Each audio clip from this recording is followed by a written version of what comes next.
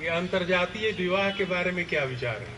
भारत के लिए घातक है, विश्व के लिए घातक है, मानवता के लिए अभिशाप है। इसको प्रश्रय देना महापाप है। जनसंख्या की दृष्टि से भी हिंदुओं के अस्तित्व पर प्रहार है और वैदिक संस्कृति का विनाश है। हिंदुत्व के नाम पर अभिशाप है। गीता के पहले अध्याय में अर्जुन की आशंका थी, अर्जुन ने वेदना व्यक्त की, वर्ण संकरता के चपेट में हमारा वंश न आ जाए। और गीता के तीसरे चौथे अध्याय के अनुसार विचार कीजिए, भगवान श्री कृष्ण ने चिंता व्यक्त की कि कर्म संकरता भारत में न छा जाए।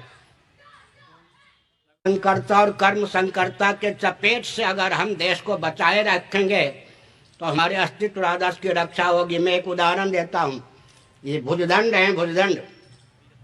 किस विश्वविद्यालय में इनको यह प्रशिक्षण दिया गया कि शरीर के किसी अवयव पर वार की संभावना हो तो टूटने फूटने की चिंता मत की करो, यूं हो जाओ।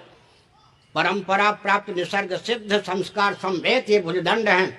गाढ़ी नींद में अहंकार सो जाता है, आज्ञा भुजदंड को देने वाला कोई रहता नहीं, लेकिन उस समय भी मच्छर काटने आते हैं। ये भुजदंड अपने दायित्व का संस्कार के बल पर निर्वाह करके वहां पहुंच जाता है। और मच्छर अगर चपेट में आ गए तो कचूमर निकाल देता है, मच्छर भाग गए तो खुजला ही देता है। इसलिए वैकल्पिक ब्राह्मण वहां होना चाहिए, अमेरिका ब्रिटेन में, जहाँ परंपरा प्राप्त ब्राह्मण नहीं।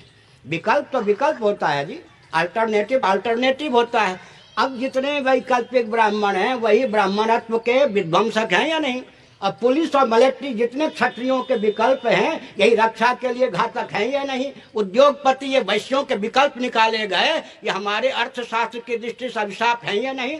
और ये कौन है वो क्रिश्चियन मिशन सेवा के विकल्प हैं, इन्हीं के द्वारा भारत का पतन हो रहा है या नहीं? अब मेरा कोई विकल्प निकाल के दिखाइए ना। मैं शंकराचार्य हूँ, मेरे विकल्प दलाई लामा जी होंगे या पोप होंगे? हम लोग निर्विकल्प है, हमारा विकल्प नहीं होता है।